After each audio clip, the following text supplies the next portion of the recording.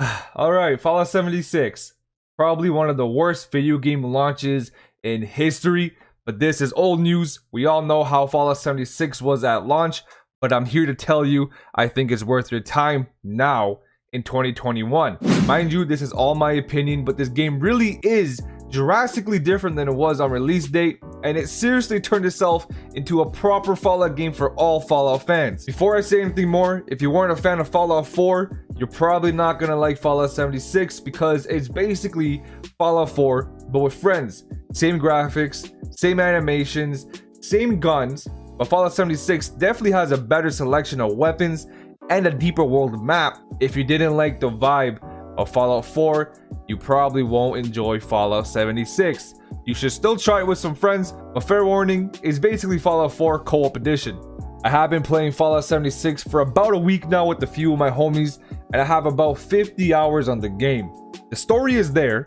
Unlike at launch, there was nothing, no NPCs, no story, super bare bones. But in 2021, there's actually some memorable characters in the story, like Rose, for example, this crazy-ass robot that reminds me of Tiny Tina from Borderlands. She's funny, and her quest line is definitely one of the better ones. The story of Fallout 76 just feels more alive and full now. There's a lot of side quests to stumble upon, and lots of main story quests to get into. And when I'm playing Fallout 76, it really feels like a proper Fallout game. Obviously, the story isn't as deep as Fallout 4 or 3, and even New Vegas, but it's not trying to be a super story driven Fallout. There still is a good story that you can get into and you can follow, but it's more like a Destiny 2 Division type game. Online looter shooter with an emphasis of grinding to get better loot, level up your character, and do sick ass boss fights at the end game. And if you can get behind that, you will really enjoy this game. I have to admit, the main reason I have been loving Fallout 76 is because of the co-op.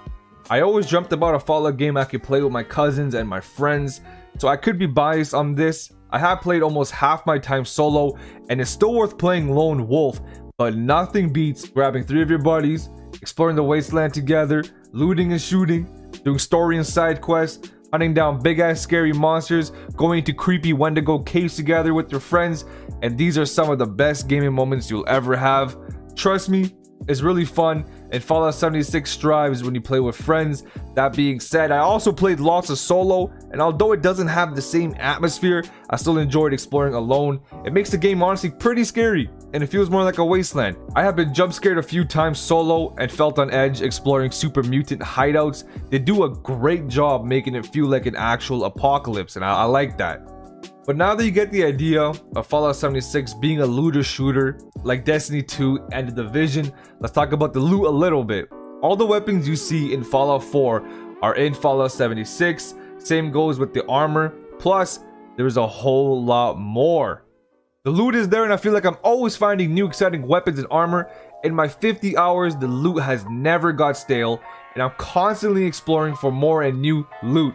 I have a few buddies who are pretty high levels in the game, and they still be looking for better loot, so if you're worried about there not being a lot of loot, don't even stress. There's lots to explore and find.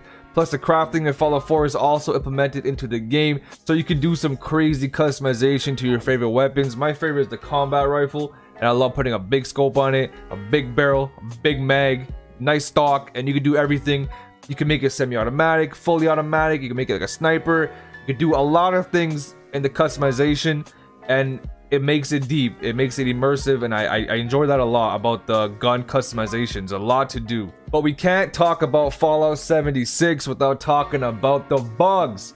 At launch, it was almost impossible to play the game without encountering any type of game-breaking bug or getting kicked from the server. Now we know Bethesda is notorious for having lots of bugs, but when Fallout 76 came out, it blew every other game out the water in terms of game-breaking bugs. It was almost like they had a competition to see who could throw the most bugs in the game. To some people, 50 hours is rookie numbers, and to me it is as well, but for my whole playthrough, I have not encountered one game-breaking bug. But I still encountered a fair amount of bugs, although they were not game breaking. The fact that it was still there, fair warning. None of my friends went through anything game breaking as well though, and not one of us has been ever kicked from the server. So it's safe to say most or even all the game breaking bugs have been ironed out, but there still are some minor bugs. but it won't affect your adventure at all, so we're all good there. This video ain't gonna be too long, and overall, this game is amazing to me.